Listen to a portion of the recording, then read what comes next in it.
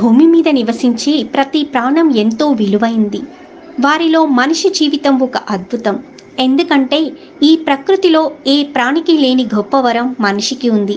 అదేమిటో చెప్పండి? ఇంకా ఆలోచిస్తున్నారా? అయితే నేనే చెప్పేస్తున్నాను వినండి. ఇప్పటికే చాలామందికి అర్థమై ఉంటుంది. మనిషికి ఆ దేవుడిచ్చిన గొప్ప వరం మాటలు. ఒక్క మాట చాలు ప్రాణం పోయడానికైనా, ప్రాణం తీయడానికైనా. అందుకే ఆలోచించి మాట్లాడడం అలవాటు చేసుకుంటే మనతో పాటు ఉండే వాళ్ళందరూ హ్యాపీగా ఉంటారు. చాలామంది వారి లైఫ్లో ఏదో సాధించాలని, వారి మనసుకు నచ్చినట్టు జీవించాలని ఎన్నో కలలు కంటూ ఉంటారు. వాటిని చేరుకునే దారిని వెతుక్కుంటూ ఎన్నో ప్రయత్నాలు కూడా చేస్తూనే ఉంటారు. కానీ కొంతమంది ఉంటారు, వారికి డబ్బు ఉన్నా లేకపోయినా వారి సంకల్ప బలం మాత్రం చాలా స్ట్రాంగ్గా ఉంటుంది. వారి మనసు చాలా విశాలం. వారు చేయాలనుకున్న పనిని వెంటనే ఆచరణలో పెట్టి అడుగులు ముందుకు వేస్తారు. గెలుపు తలుపులు తెరిచి ఎంతోమంది జీవితాలలో వెలుగులను కూడా నింపుతారు. అలాంటి వారిలో ఒకరు ఇన్ఫోసిస్ వ్యవస్థాపకురాలు సుధామూర్తి. ఇలాంటి వారి లైఫ్ హిస్టరీలను పలకరించినప్పుడల్లా మనకు ఎన్నో కొత్త కొత్త విషయాలు తెలుస్తూ ఉంటాయి. అలాంటి న్యూస్ ఒకటి ఈరోజు నేను తెలుసుకున్నాను. భారతదేశం సాంప్రదాయాలకు కట్టుబాట్లకు నిలయం.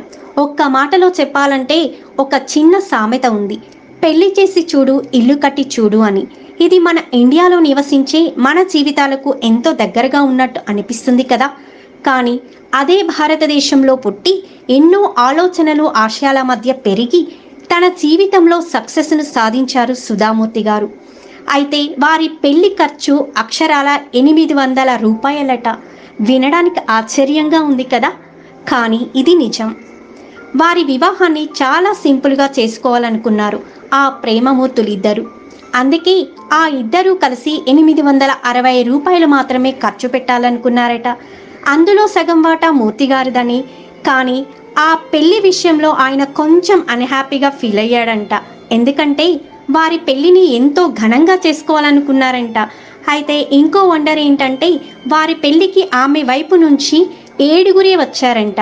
ఇంకా తన హస్బెండ్ వైపు నుంచి ఆయన కుటుంబ సభ్యులు మాత్రమే వచ్చారని ఆమె తెలిపారు. ఆ సమయంలో మూర్తి గారు 300 రూపాయలు ఇస్తాను, మంగళసూత్రం కొనుక్కుంటావా చీర కొనుక్కుంటావా అని అడిగాడంట. అప్పుడు మంగళసూత్రమే కొనుక్కుంటానని చెప్పారంట. అది కూడా దారంతో కూర్చున్నదేనని, వారి వివాహం అరగంటలోనే పూర్తయిందని సుధామూర్తి గారు చెప్పుకొచ్చారు.